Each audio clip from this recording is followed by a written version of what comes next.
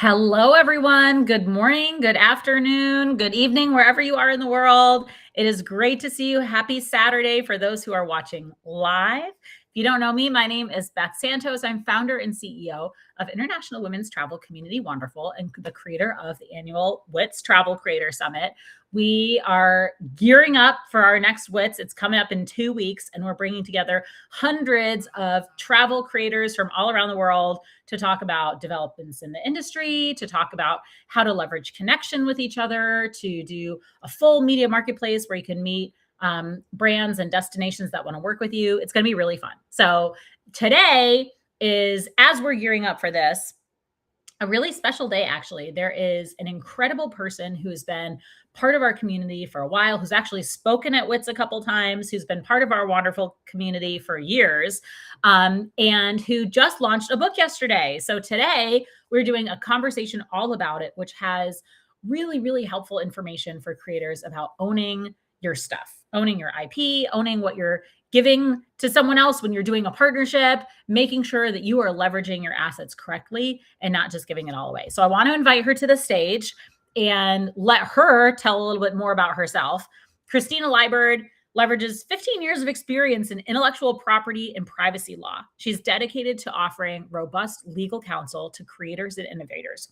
Her experience spans various industries and locales and for-profit, nonprofit organizations too, small and large corporations as well, such as Sony Music Entertainment, Combs Enterprises, formerly Bad Boy Worldwide. She's a lover of music, books, travel, and entertainment, and she combines her passions with professional expertise to provide meaningful, impactful legal support. She's also a great friend and a kick-ass mom. So I want to invite her to the stage, our beautiful virtual stage here. Hi, Kristina. Hello. Hi, Beth. Welcome Thank you for to those kind words. whenever someone doesn't have mom in their bio, I'm like, I'm going to out them right now. Thank you. Thank I'm you. outing the My mom. kids are outing me in the other room, so hopefully you guys don't hear them. We were literally on yesterday's live stream. We were doing a video with the 3 finalists for the Travel Startup of the Year award. And once we got off the live stream, and it was great, everyone should watch it if you haven't yet. Once we got off the live stream, one of them was like, my toddler's been banging on the door the last hour. She's like, he was trying to get in, and my husband was trying to pull him away. We're like, we didn't hear anything. So lucky for you, you were fine. Well, let's hope the sound effects actually is holding off with my 18-month-old, who's probably going to be like, "What's mommy doing? I want to know." So we should probably get this show on the road before he gets a little nosy. I was just saying to Kristina before we started that I wish I had. I'm not trying to guilt you. I'm just I wish I had a physical copy of this book to show. I actually almost thought about putting it, because I read the ebook, putting it on my tablet and showing everyone, because I want to be here, everybody, the Creator CEO code. But tell us, for anyone who hasn't read it yet, because it just came out yesterday. Yes. Tell us more about what it's about. Why did you write it? Give us the spiel. Okay. So let's do this. And I will open with this one major statement. Most creators don't own shit. And I don't say that to be provocative. I say that because I'm an IP attorney who has worked with creators, and I watched it literally happen in slow motion every day. And it's not because creators are careless. It's because nobody told them that ownership was even on the table, right? And so think of it this way. All of us are working within the creator economy, but it's a little bit of a misnomer, actually. What it really is at the core is an extraction system that's built on the hope that you don't really wise up. Right? Damn, Kristina. I know. Listen, we're gonna be real today, okay? We're coming to this with some intellectual honesty, okay? Because I want you guys to succeed, but we have to open up and realize what the actual situation is, right? We're using these distribution channels, which are for free, but the free distribution is not generosity, right? There's always been a price to it. And the price that we all really have been trained on is to prioritize reach and visibility over maintaining leverage, right? Visibility over maintaining your control, getting paid versus getting compensated. And there is a clear distinction between that, right? Getting paid is a laborer type of thinking, right? You get a one and a done.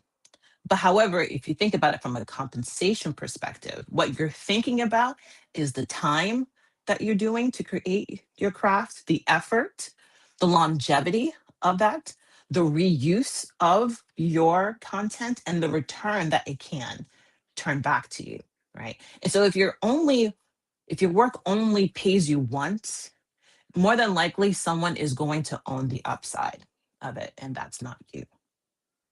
So what I wrote this book for is to be a judgment call, a judgment reset, right? Because a lot of what we've been doing, and I wrote about this literally on LinkedIn the other day, is that when we're busy, when we feel like we're busy, we feel like we're winning. But being busy doesn't necessarily mean you're doing the right things. And a lot of it is improvisation, right? We're improvising because we've seen other people do it. And so we think that this is what we have to do. This is what the game is meant to be at. But what it really is that you're moving without a strategy and you're winging it. And I'm going to call through a couple of things that are winging it, right? You're saying yes to a contract before reading the contract. That's not hustle, that's hope on a prayer that they're not going to game you. Another one is pricing based on what feels safe. And I think a lot of us sometimes feel as if we don't ask for what we think we should get because it's usually fear pricing that we're going to lose the opportunity that's in front of us. It's building an audience without you owning the list. It's hard to think about it, but your followers on whatever platform you're thinking about or wherever platform that you've been building off of is rented. You are renting those followers. However, if you're able to own your list, let's say through emails, that is leverage that you can maintain. How about this one? And I've seen people do this as well too. You're accepting exposure instead of leverage. Now, I'm sure many of you have gotten offers from brands saying, oh, exposure, we can do this for exposure's sake. Exposure is just simply applause. It's applause for you for a one-time thing. However, maintaining your leverage or your ownership is actually the power that you want to have. Or here's a big one. How about this one? You're outsourcing your judgment to templates or AI. That's a big one right now. How much of us are we are using AI to replace what we should be doing or thinking about how we should be doing things? These are tools, right? And they're meant to be generating output. They do not generate wisdom. And the only wisdom that they can extract for you is what you actually put into it. Or how about this? You're selling ownership before you've truly extracted recurring value. And sometimes life be lifing, and sometimes we sell off things because we need the money now. However, sometimes in those situations, it's really impatience dressed up as opportunity. And so when we're looking at this, right, most of it doesn't look reckless, it just looks busy, right? But busy can again hide these fragility, right? Structural fragility that can compound over time. And so, what the book really does is looking at, again, with cold, calculating eyes about the system and how you've been operating within the system itself, right? Um, the economy as it is optimized for urgency, for your urgency, for you to be anxious, for you to be grateful, to move fast. Because the moment you move fast, they don't have to stop to negotiate, right? They don't have to stop thinking about sharing the upside with you. They don't have to stop thinking about coming back to you for permission to reuse things, right? So your urgency is their leverage to get what they want from you. And urgency can make bad structure feel justified, right? Because it makes you believe that you can't ask questions, that you can't ask for clarification, that you can't negotiate, right? And then your signature on those contracts that you're asking or you're just signing away is now pegging on a hope, right? And it's all fine, but it's not, right? And so if you find yourself hoping that the terms are okay, that you hope that this is a standard deal, that you hope that you can handle it yourself, those are not strategies. Guys, those are prayers. There's nothing wrong with praying, but that's not a negotiation strategy. So what I want you to hold on to, right? If even if, let's say, for instance, you don't get the book, which would be an absolute shame, but regardless of what happens at this point, okay, I want you to think about this. Ownership is optionality, right? Mm. It's not like a legal concept. It's not even like a burden. It gives you options. The options to say no. The option to choose your partners rather than taking on whomever says yes, right? The option to negotiate from a position of strength versus a position of just trying to get relief. The option to control what happens to your work 2 years from now, right? Mm. It's the options that disappear first, right? Before the money, before the reputation hit, before you even realize something went wrong, the options go first. And it's every unsigned thing you didn't read, every deal you moved too fast on, every contract you didn't fully understand. That's not avoiding the problem, that's just trading options away. And so, options without a strategy is the first thing you actually sell. It's not the first.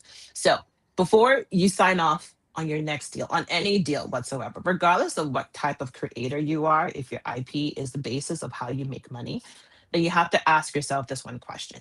Am I moving fast because it's strategic or because I'm tired? Mm. Right? It's that question has saved more creators from a decision that they couldn't undo. And I wrote this book because I got tired of watching creators lose in slow motion, right? Um, it's not a legal guide, right? It is not a checklist, right? It is it's very much I call it my sermon, my sermon because it's meant to change how you think, right? So you stop walking into rooms unprepared and leaving with less than what you came with. I think you're right. The book is definitely like motivation, inspiration, and kind of like resetting expectations. And I think Right. one thing that's interesting is that there's a couple of different ways to think about this and to break this down for people who are watching. You can be like, one of the ways you may be giving more away than you want is through what you've mentioned, which is contracting, right? So Mm-hmm. you have a brand partnership, or you are contracted to create some amount of content, and the contract comes to you.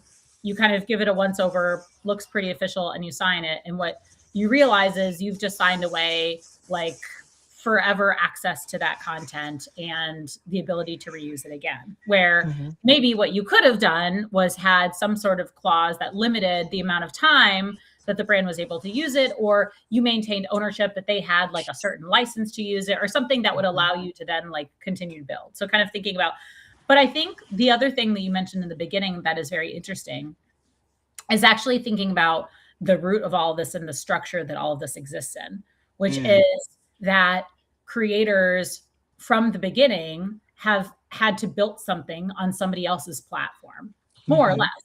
And so what happens is this really weird and interesting kind of, on the one hand, you've built your entire business. On the other hand, there's kind of like this low grade fear always that maybe the algorithm is going to change tomorrow. Maybe I'm going Right. to lose all of the followers that have built up. And certainly during COVID, a lot of creators found that, like a lot of people Mm-hmm. lost huge audiences overnight Mm-hmm. because that whatever that, the Google had changed how they were doing their SEO, that algorithm was different.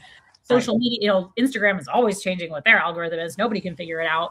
And so I think there's like a couple of different ways to be thinking about ownership. One is just, okay, how am I making sure that my content is being, licensed temporarily or in perpetuity to another entity? But it's also like, where am I even basing my community in the beginning? And so, Yeah, yeah. yeah. I mean, to even go further in that, right? The way that I view platforms in general is that they should be used for distribution only, right? Mm. That shouldn't be what you are. You shouldn't be a YouTuber. You shouldn't be an Instagrammer.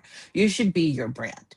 And the way to look at these platforms is to provide further visibility to what you own yourself, right? So you should always be using these methods to bring them and these people or your followers off platform into something that you can fully control. Email was one example that I gave, Yeah. right? But perhaps it's another way for you to really bring the community that you're potentially building into something that you can now build that longevity onto. Because if the majority of the time that you're using is to, you know, crack the code for the algorithm, then that's not time well spent, Yeah. right? Which means, again, you're winging it. You're just trying to do what everyone else is doing. But what we need to do overall, right? And this is going to be literally like my life's work for the rest of my life, is making sure, and I swear that is not like a hyperbole, like I'm being really serious about this. Is to make sure that the content that you're creating, you're spending your time onto is actually building out into something that allows you to have those types of choices, right? There should be types of things that you create for the sake of visibility, but then there should be types of content that you keep for yourself, right? Your core Mhm. IP. And that way now you can build off of it and then continue to make different types of that core IP. Maybe it's books, maybe it's a TV show, maybe it's characters that you Mhm. created, but those types of things should not be readily available and free to everyone else. It's just simply meant to be a vehicle for you to move them over into something that you fully own.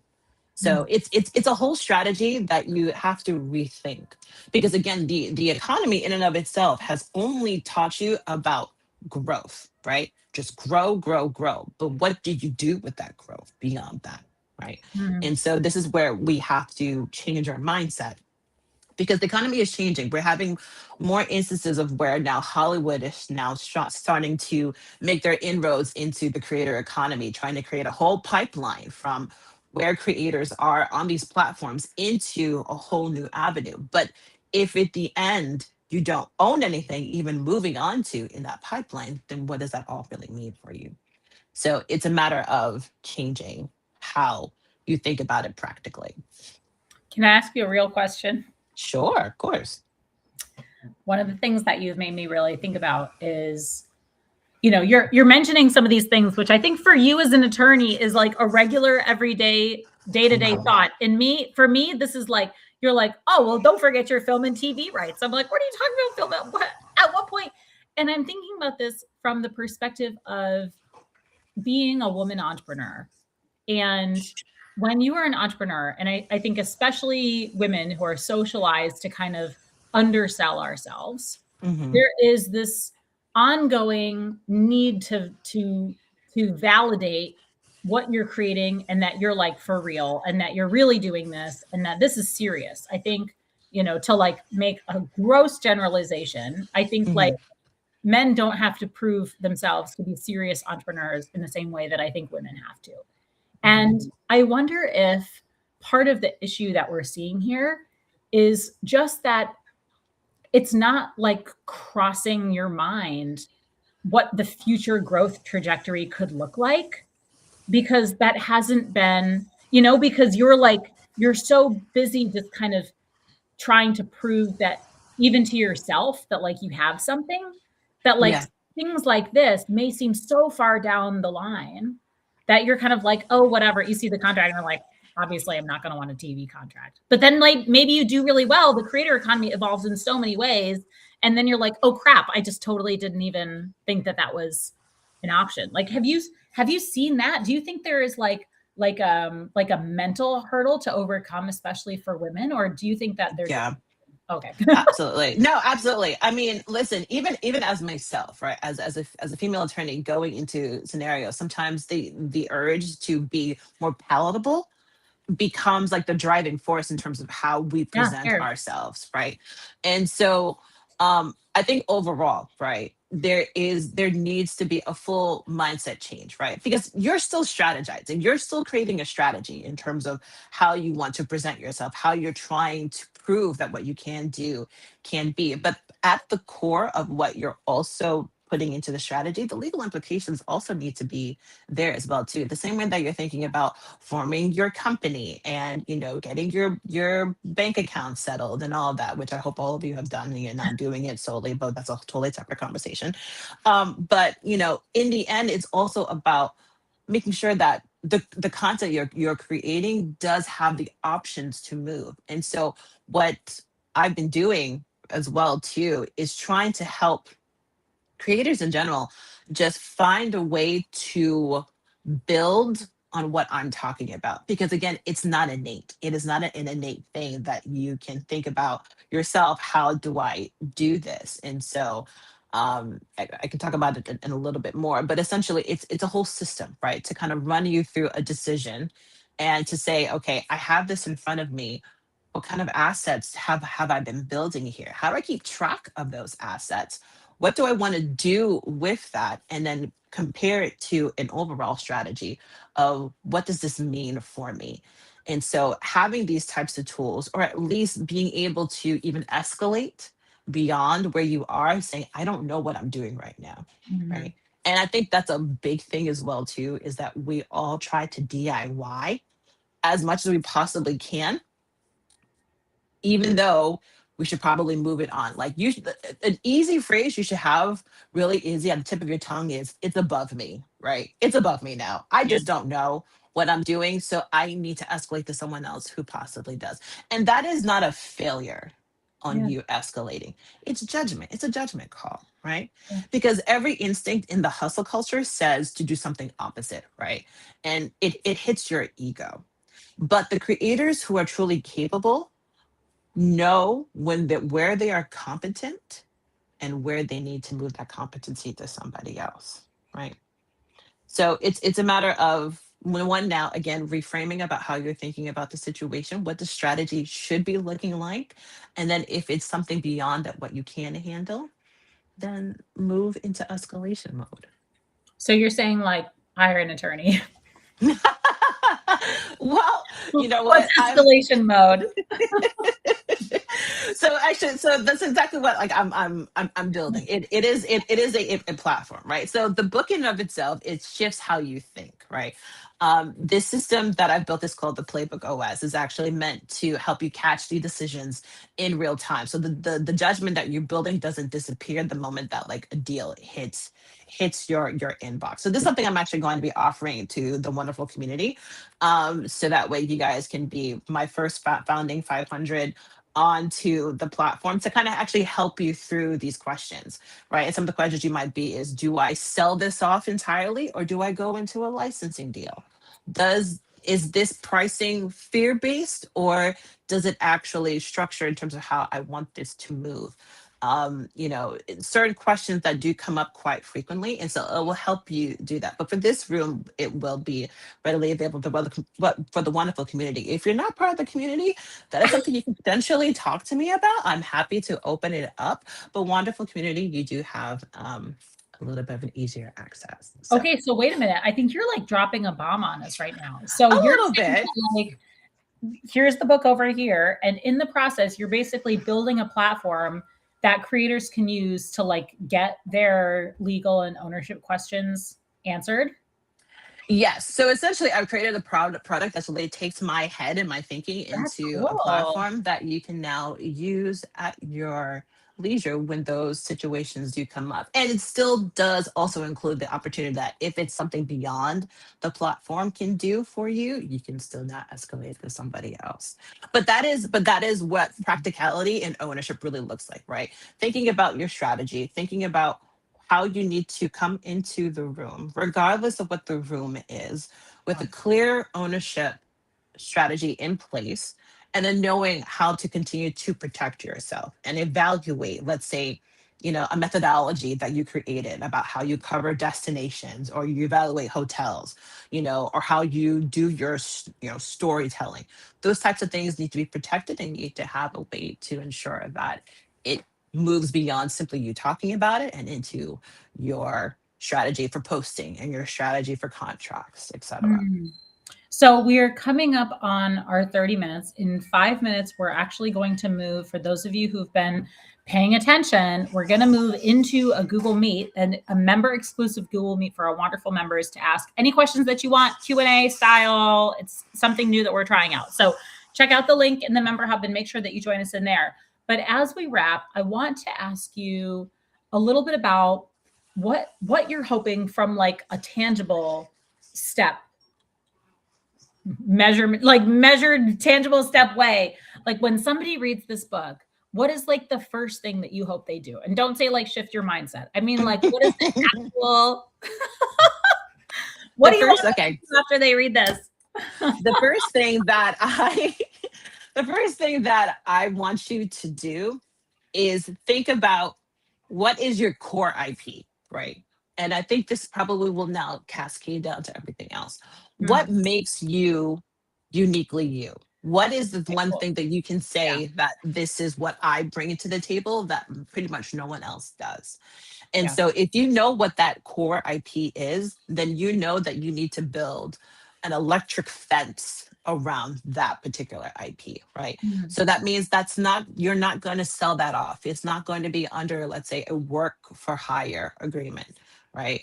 It's not going to be something that you're just going to willy-nilly post it everywhere else, because you also want to gate it around AI scraping, or, pieces of or different, contract aspects that might come into play, right? This is what needs to be under like lock and key. So once you know that, then you do know that what you're doing beyond that is either to support that core IP, either to bring it to attention to others, or it's trying to bring more people into your sphere of knowledge, right? So visibility aspects of it is what you maybe post to the platforms. Your supporting is a mix of maybe visibility, trying to bring attention to what your core IP is. So do that inventory. I think that is the biggest thing you need to do, is you need to do an audit, right? Audit usually is the word people think about from a financial perspective. No, you need to audit what you actually have. What do you actually have ownership over right now? And you might come to the realization that maybe you sold off things you did not want to, but that's something you need to just own it and say, okay, how do I move forward from here, regardless of where you are, right? Whether you're just starting out, it's still an audit you need to do, versus whether you've been in the game for a number of years. You need to know where your pieces are. So you're thinking that audit may be like, I have an email list, I have a website, I have a certain brand that does this for whatever. Like, are you thinking like, what are my assets? I have a Facebook exactly group. Who am I and what services do I provide, or both? Exactly. I mean, it's going to be a mix of both, right? The content in of itself that you've created, and particularly if you've done uh, collaboration work as well too, you need to keep track of those things as well. So the content you've created, the assets that you've created in terms of what you have full ownership over, maybe it is that Facebook group, maybe it is that email, maybe it's a Luma, whatever. And then also taking a look at the assets maybe you sold off to other brands, right? And you need to keep track of those things too, because if some things have bled into those things that maybe you never intended to, then you need to know what your limitations are. Yeah. Okay, very cool. Well, we're wrapping up. I'm going to put on the screen again where you can find a copy of the book, mine, the Creator CEO Code. You can go to creatorceoplaybook.com/wanderful. There is a code in the Wanderful Member Hub for members to get 20% off. So check it out. If you're not a member, that's okay. Come on and join in anyway. Just join, guys. Yeah, just come. But what we're going to do is switch on over into the Google Meet. Before we do that, Kristina, any last words for everyone on our live stream today? Yes. So thank you guys so much. If you are interested in the book, please do fill up the website. If you are interested in trying out Playbook OS, please do check out the website as well too. You'll find information about the founding 500. And again, we just want you to make sure that your judgment does not disappear when a deal hits your inbox. Keep that judgment. Keep that sound judgment. Thanks so much, Kristina. It's so great to chat with you. And thank you, everybody. We'll see you in the Q&A. All right. Okay, bye for now.